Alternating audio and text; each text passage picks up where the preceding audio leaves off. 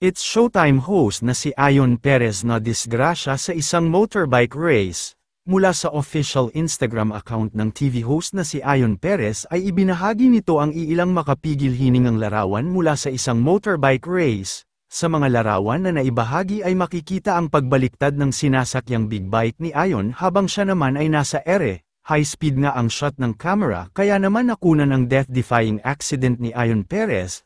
Gayunpaman ay ipinagmalaki pa ni Ayon ang shot ng aksidente at sinabi nito sa kanyang caption na nice angle mm93V me. Agad namang nag-trending at umani ng samet-saring reaksyon mula sa mga netizens ang naturang larawan kung saan ay marami ang talagang nag-alala kay Ayon at sinabi pa ng iilan na talagang papatayin niya ba umano sa pagka-nervyos ang kanyang asawa na si Vice Ganda. Sa ngayon ay wala pang post si Ayon na naga-update sa kanyang aksidente kung maayos nga ba ang kanyang lagay. Pero makikita naman sa mga larawan na nakasuot naman ito ng protective gear gaya ng mga suot ng mga professional race driver. Ayon naman sa isa sa pinagkakatiwalaang network sa bansa na GMA Network ay wala pa nga ding pahayag si Vice Ganda mula sa aksidente na nangyari sa kanyang asawang si Ayon Perez.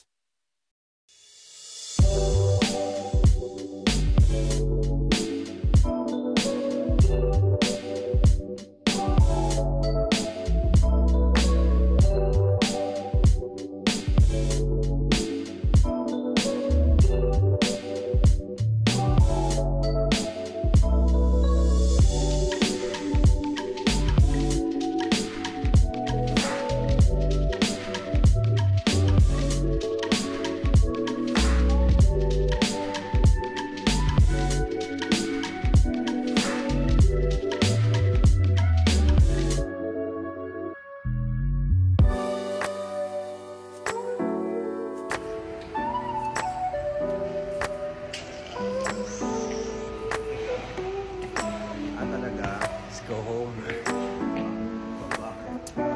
Go home.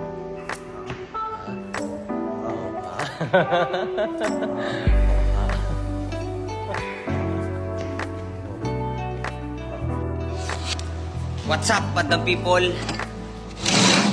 At dahil maulan, nakauwi lang natin galing work.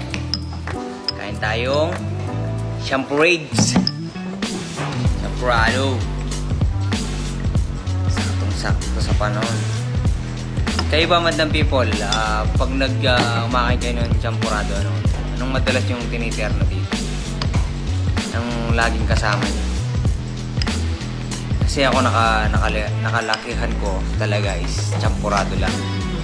Pero syempre, di ba bilang modern na yung mga lahat ngayon, lahat pwede i-convert na. Yung iba nga, lalagyan yata ng dinuguan to. Di, joke lang. Yung iba daw tuyo? Tuyo, tama ba yun? O tuyo yata. O dilis.